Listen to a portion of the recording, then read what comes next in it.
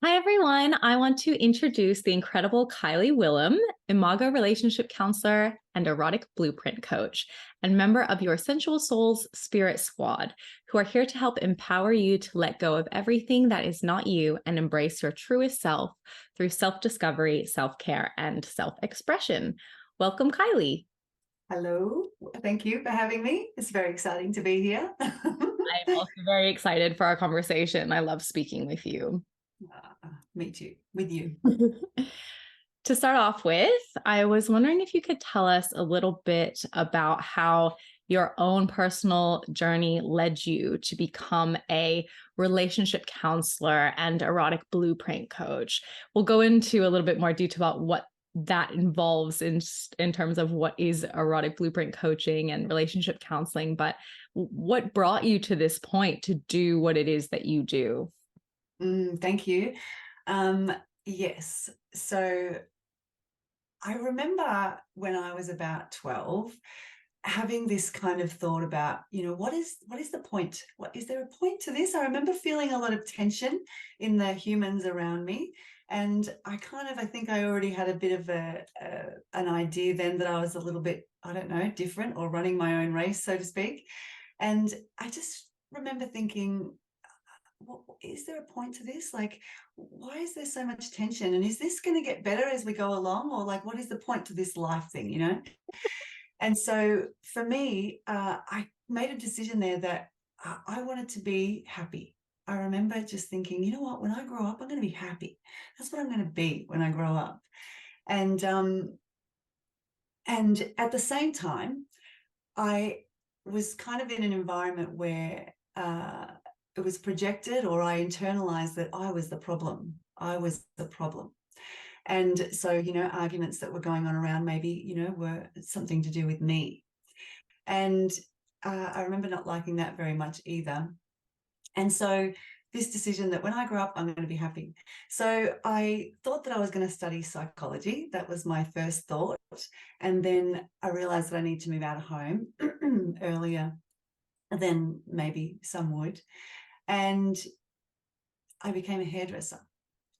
And hairdressing, as it turns out, was the most incredible job that I could ever move into, to know all about people's problems, and particularly women's. And so all of this information that and it wasn't really hairdressing that I loved, although I was very good at it. It was the humans. It was speaking to people. And so then from there, with this knowledge in my mind that, I had been the kind of problem earlier, I did a lot of self-development. I was really into reading. And because I wasn't studying psychology as I would have liked to, I kind of did that on the side. And so learning, and then went into, my main relationship that was very long-term. And again, I found myself kind of like the problem, perceived as the problem. And so here I go about fixing myself more. Yes, if I'm the problem, I'll do the fixing. And it was the best gift that I could have ever been given, because I studied and studied and studied and studied. And I just kept going. What's the next thing that you would need? What's the next thing that you would need? What's the next thing? So started out as a counsellor, and then loved that. And then thought, I want to go into the relationship part, because obviously that's what I had experienced from my childhood, was the difficulty, the tension was there. Then energy. I knew that energy was a big part, and all this sort of talk therapy, while it's fantastic, we needed to move into the body. So I did a lot of energy work. And then the last piece was, it seemed to be that when I was working with couples and individuals, our sexuality, our power, was a real piece that was missing a lot of the time. And, sex is that thing that's kind of still ridiculously taboo for so many of us. It's the only reason we're here. Yet it's like got this real taboo. And so I was like, you know what? On my quest for happiness, that was just this ever evolving journey. It just, one thing led to the next, led to the next, led to the next. And so the Imago was between the counselling somewhere and in between the the energy work, and it just come together as a big, beautiful bundle. And that's how it happened on my quest for happiness, which I'm very pleased to say that I've done remarkably well. I in can I can vouch for that. I do find not only that you're happy, but that being around you, that is like an infectious energy of happiness that you sort of share and give to others. And I love that. yeah. And I appreciate you sharing that journey. I think that it's important context because you do so many things. You do energy work, you do, relationship counseling, Imago, which is this amazing communication system for relationships, and erotic blueprint counseling, which is like, and coaching, which is, for your sexuality. And it's like, how are all these things connected? And it shows they're connected through you. You're the centerpiece of that, and your journey has taken you there. So I'd love to dive a little bit into just a couple of the things you do and speak to them. So maybe we can start with the erotic blueprint coaching and talk about what that is, and why might somebody come to you for erotic blueprint coaching? Who are the people who can benefit from this? Yeah, sure. So the erotic blueprints are like an arousal typing system, basically, and it gives us a map for how we as individuals are uniquely wired for pleasure. That's the main piece that comes to mind. But it's also, it's like a profile system, like many others that we know of, to help us understand so much more about who we are. And because, again, like, our sexuality is tied in with our confidence, with our creativity, with our personal power. So in that way, I think it's for everybody. But I do get lots of people coming in because they feel like, my libido is not what I'd like it to be. Compatibility issues, or perceived compatibility issues with their partner. A lack of drive, like I said, about libido, and just inhibition. I find, because of the conditioning that we've experienced, especially as women, and the messages that we've received about our bodies, and even to the point that sex has been weaponized, in so many ways that so many of us have experienced. It's all of that. It's all of that. It's so big. I find it hard to contain it into something. But yeah, Absolutely. mostly mostly it's for people that are coming in around, I want to have more. I want to have more pleasure. I want to experience. I want to be able to release some of my, fears and inhibitions so that I can be more present in my sexual relationship. Yeah. Mm, And absolutely. then they understand that there's so much more that comes from that. Yes, Yeah. that's what I was going to say. Like, it's the thing, what brings them in may not even be the tip of the iceberg of what's actually unlocked through going through the process. Because I've been through a bit of this process, and I discovered so much more than I expected to. I thought, oh, it'd be good to like improve my sex life, I guess, was sort of like the general thought. But the amount of healing that happened for me, and also how deeply seen I felt by discovering what my sort of erotic blueprint was, and learning how to communicate my needs and get fed, and have that pleasure. Um, and bring pleasure back into my life. Like, these are some of the things, but is there anything else that you feel people really get out, or say they get out of the process of doing erotic blueprints? What always amazes me is just the wow factor that people like. I do these beautiful immersion days where we go through and kind of map out your whole core erotic blueprint, which is the state or stage that you're in, the erotic type, and the obstacles and pathways to pleasure. Well, the obstacles that we can turn into pathways. And what always surprises me is like just the wow of this information. Like, this is just mind opening. And I think it's like the language. What I hear most from people as well is it gives them a language to go home and talk about it. Mm.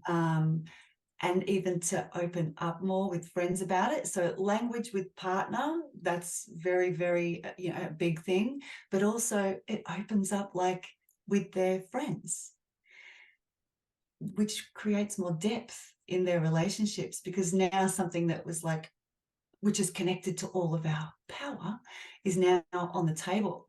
And let's be more of ourselves. Like, let's be more of ourselves. So I think that too, it opens you up to more of yourself.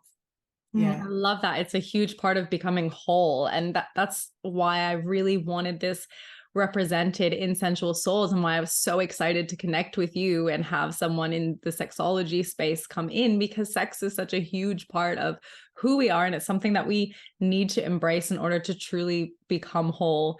So I really resonate with that. Yeah.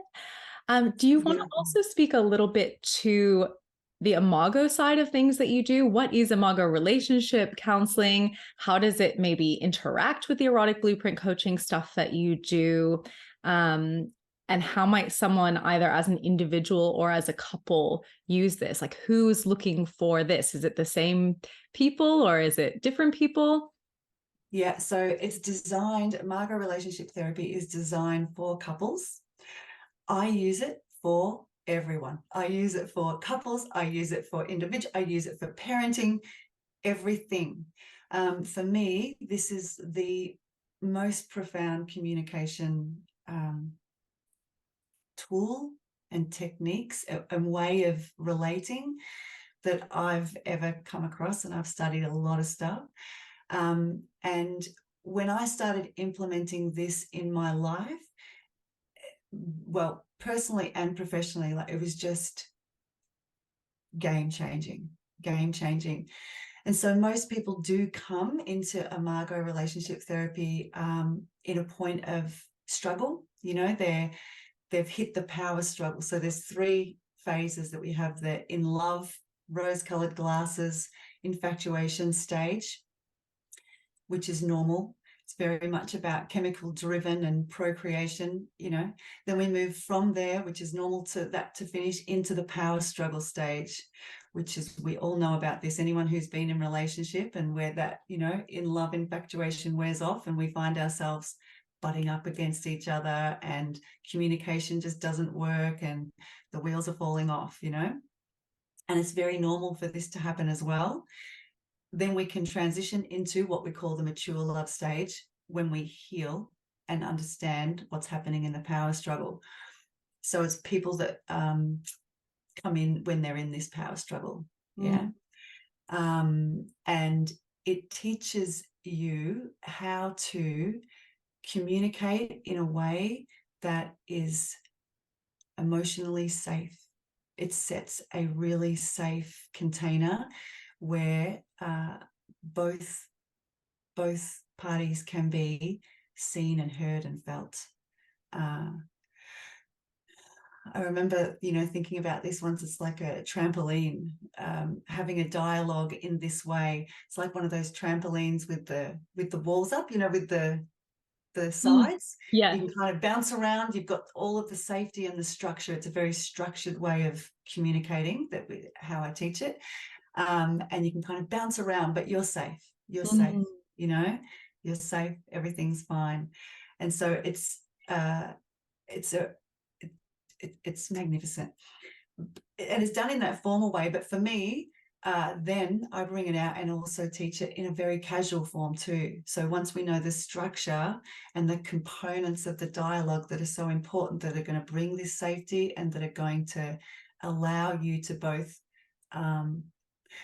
be an amazing listener and space holder when that's your role, and also be a really confident and thoughtful deliverer when it's your turn, to be speaking and giving what's important to you. So asking for your needs to be met, talking about the needs that aren't met, understanding what's happening, because what's on the surface is not what it's about. Mm. There's underlying pieces that are at play that looks like you're doing that to me and you're doing that to me. Well, no, we're actually just, our wounds are being hit on by our partner who is there to show us these wounds that still need healing. And the dialogue is this beautiful way to be met in that and resolve them. Absolutely. I had the opportunity to have a Imago session with you with my partner, and it was completely what you just said, not what I was anticipating. You know, you come in with one thing of like, okay, we're going to work on this, and then it just completely can open up and change and go, oh wow, there's something deeper going on here. And I really love what you said about how it's kind of learning to hold space, because I feel like that's a big part of what we're doing at Sensual Souls. Is it's almost a course in how to hold space for yourself and for other people in a lot of ways. And it's something that we all of us as part of the Sensual Souls Spirit Squad are space holders, but also we want to teach other people how to do that, and we want to set an example of how to do that. And I feel like Imago is such a beautiful piece of that, and can be so transformational to be able to communicate in this way. So what do you think it transforms in people's lives to have this tool to communicate in this way? How does that, can you put your finger on how it sort of transforms people's lives? Yeah, yes, I can. It's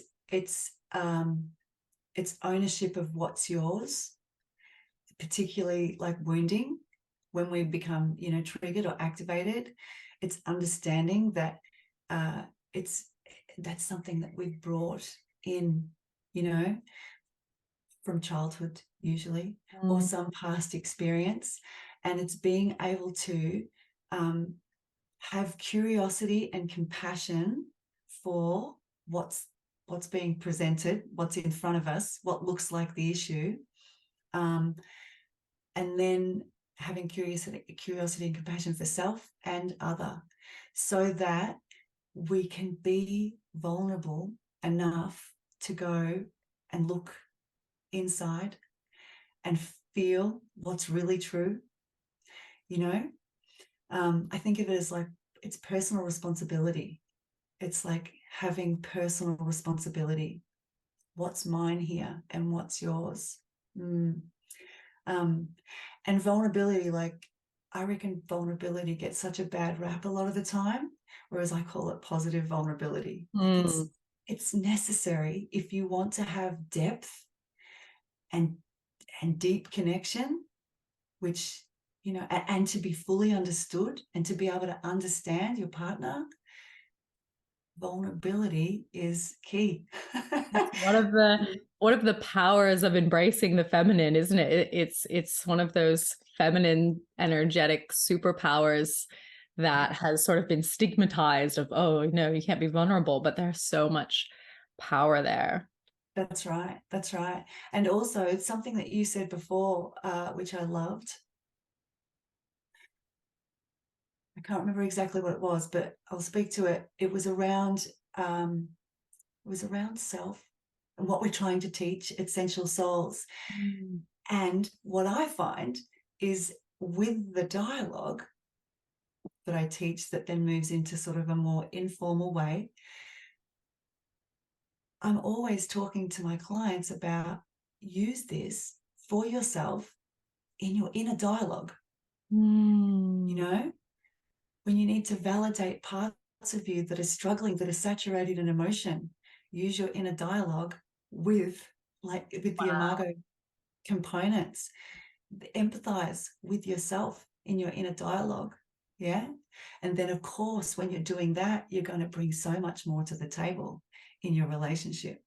Yeah. Wow, that's huge, Kylie. I mean, the voice that we speak to ourselves with in our head is the voice we're most practiced at. You know, if we have this judgmental voice in our head, no wonder we're going to end up judging other people and coming into conflict, because that's what we're most practiced at. So this is really huge, and just goes across so many areas of life. And I love that you spoke to that, because it shows how these techniques can not only be used for couples, but also for individuals in their healing. And that's part of what you do. You work with couples, you work with individuals, and you cover so many aspects of life.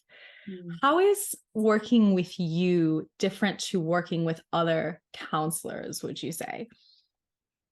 Um, well, I always say to my to new people, I'm I'm not for the I'm not probably your first step, and if you don't like a little bit of woo woo, then you're probably not going to like me. um, I'm a really, because I'm a mixed bag, and I'm very intuitive too, and I rely on that a lot. For me, it's like uh, the fastest path. Not that we're in a hurry, but the fastest path to growth and healing is um, allowing whatever is present in this moment to organically arise, And so I never have an agenda. I'm not pushing at anything. And a lot of the time, as you said before, I hope people I was not expecting that.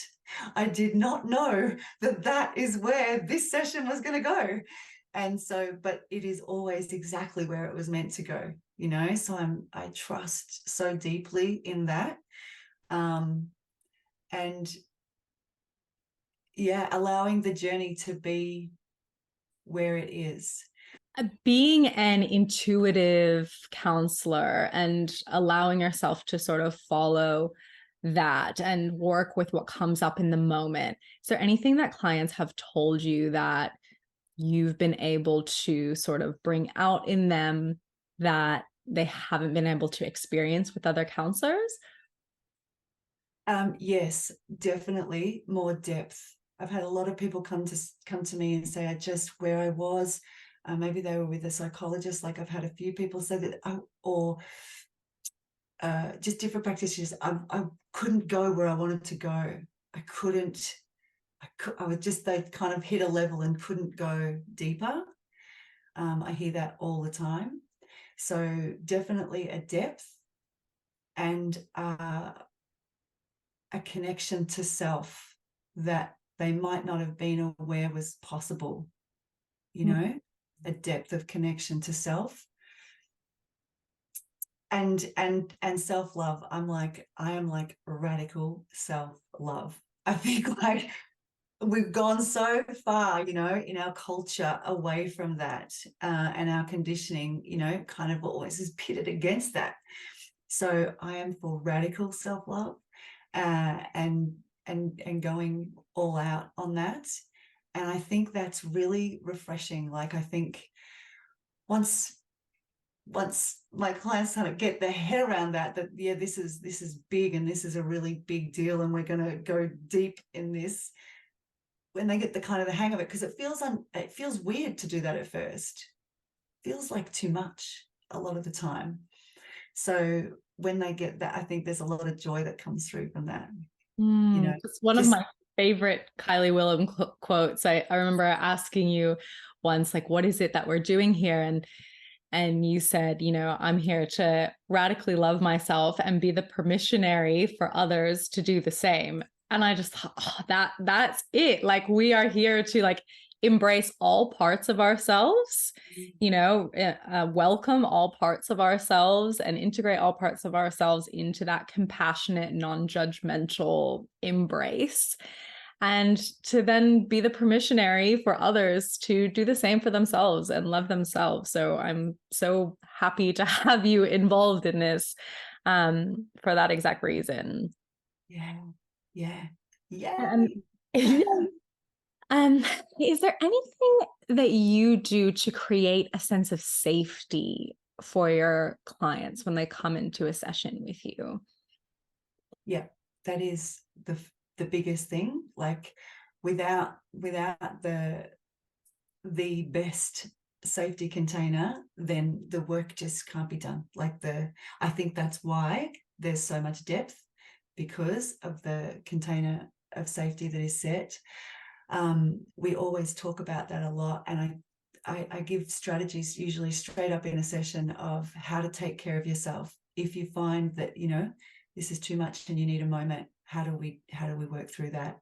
And the reasons of why we get triggered and why we get activated, And then we do a beautiful centering, which again is completely organic. I don't even know what they're going to be.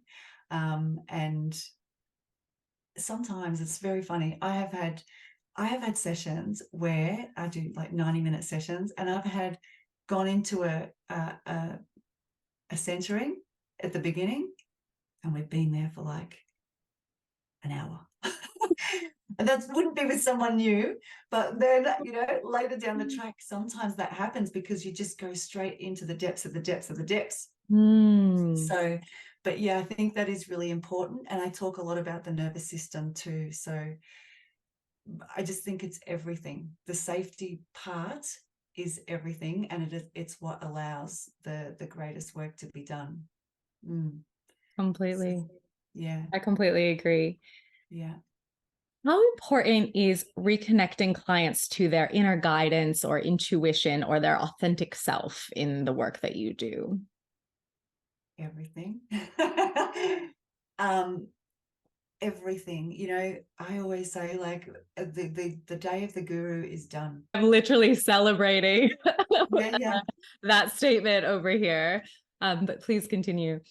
Yeah, exactly. And we need to and I think that this is what Sensual Souls is so representative of us as a collective, is we need to lead ourselves. We need to understand how to lead ourselves, and to be in our allness and hold both what's super wonderful and super difficult, and navigate through that. Like, that's life.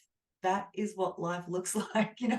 We have these waves of wonderful and non-stop wonderful, and then we have troubles that we need to, and issues and struggles that we have to go through. That's what life's about. That's not going to change. And so to be self-led requires us to know ourselves deeply, and not not override our feelings. Again, like, we've just been conditioned to do the craziest things. Our intuition is our powerhouse, and we often will go and override it. No, we can't do that. So our intuition, our self-knowing, and that comes from awareness of who we are, and our inner strength. Like, we're stronger, we're stronger than we know.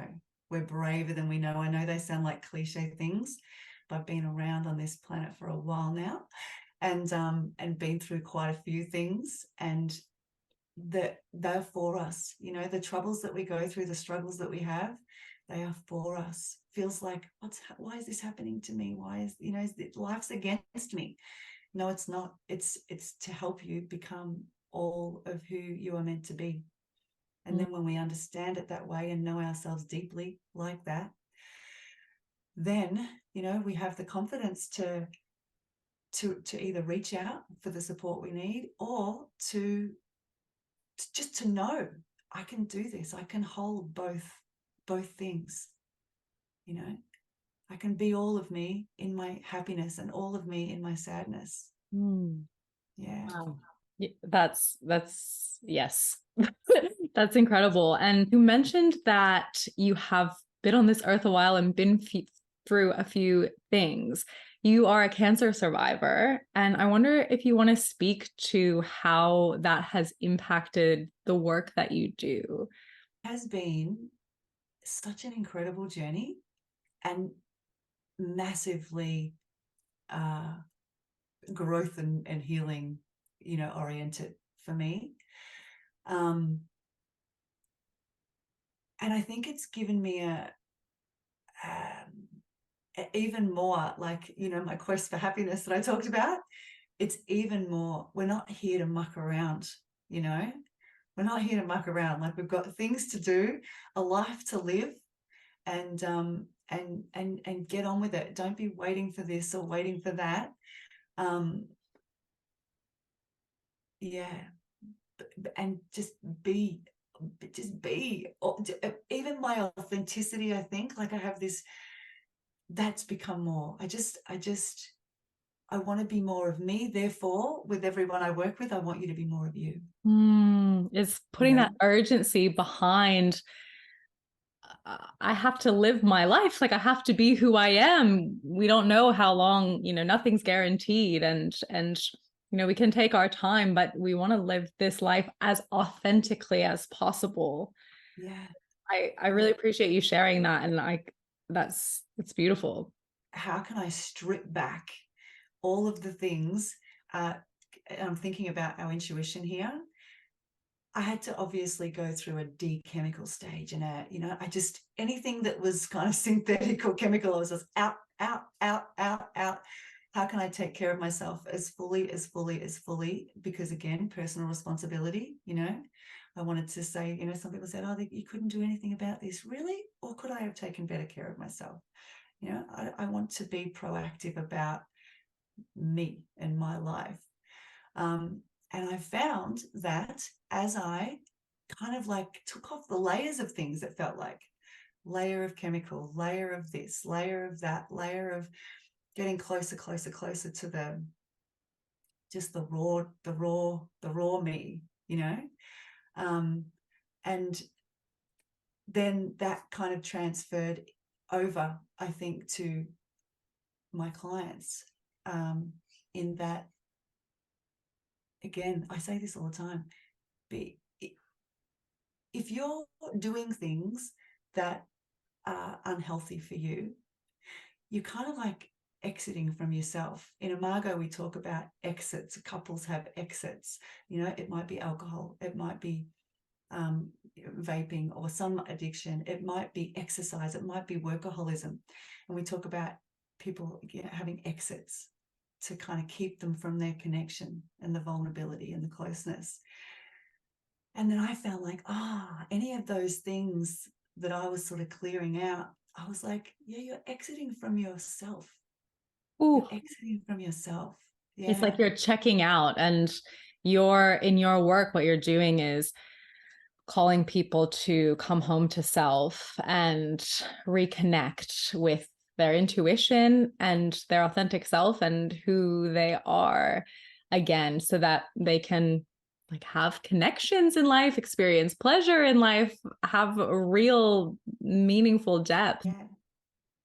So what makes you most excited about being part of the Sensual Souls team?